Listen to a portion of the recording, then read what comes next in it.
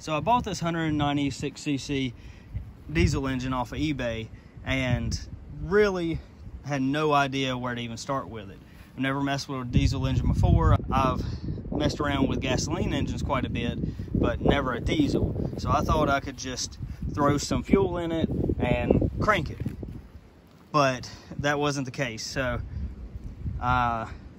didn't do my research beforehand, and I spent probably an hour trying to get this thing to crank. And now, after I have went through all the steps you need to do when you first get it to crank it, it cranks first pull every time. So if you get one of these engines, this is what you need to do before you crank it. So I've already had this engine running, but I will go through the procedure you need to go through to get it ready to crank. To start, a few things about this engine. We've got a red lever here on the back. That is your decompression switch.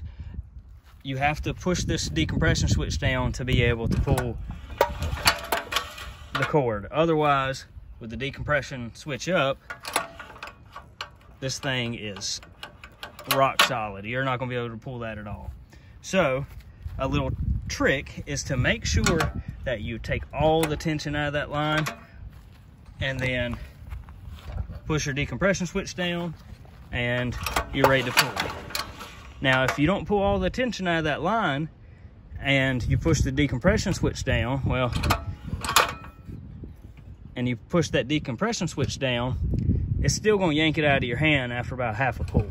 So it already tripped the decompression switch and it pulled back on me. So always make sure that you get all the movement out of that line before you push that decompression switch to crank it. So the other thing is, the way you turn this engine off is by putting the throttle control all the way up at stop here. So this isn't like a normal gasoline engine where, you know, the turtle just means that the engine idles slow. This is actually the stop. It cuts off the fuel to this engine and cuts it off. What this controls it actually controls a mechanical shutoff for the fuel down here in this little apparatus here. There's a little plunger that moves in and out and blocks off the fuel. Also figured out I can shut the engine down by pulling down the compression release. So like I was saying before, you just can't put gas in this thing and be ready to go. You have to prime the fuel system first. So put gas in it, make sure that we have fuel down here to the filter. And next what we need to do is make sure we have fuel down to here and make sure we have fuel up to here. So something I did once I figured out I needed to prime the fuel line was I, unscrewed this, and I was pulling and pulling, expecting fuel to come out, and was never getting fuel. But it was because I forgot that the fuel was turned off over here. So when you're trying to prime the fuel, you need to make sure that you at least have this off a stop. And this just screws in so you can lock it in the position you want. And now we know that the fuel stop is not activated right now, and we can try to prime our fuel.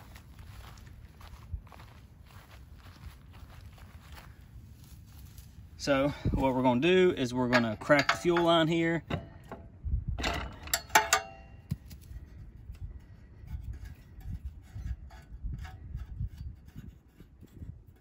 And what we're going to do is we're going to push down the decompression switch up here, and we're just going to pull the pull start. And you can see we've got fuel dripping, so we've got fuel down to that portion. Let's tighten that back up, and then we will go a little farther up to the next connection.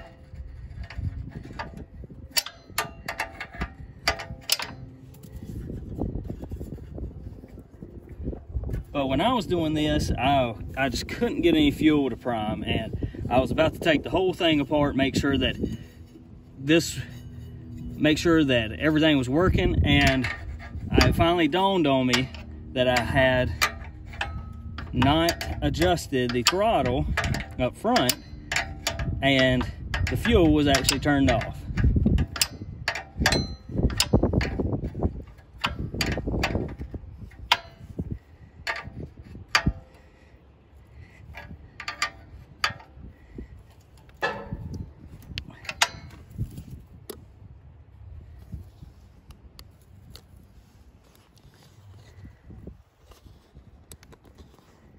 So now we are going to do the same thing up here at this connection higher up.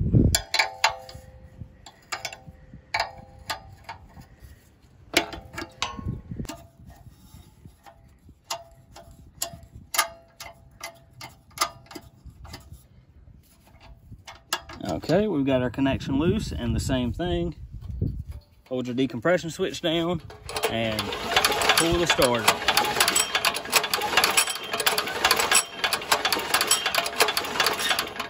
Okay, you can see we got fuel up there, so the system's primed, and we are ready to start this thing.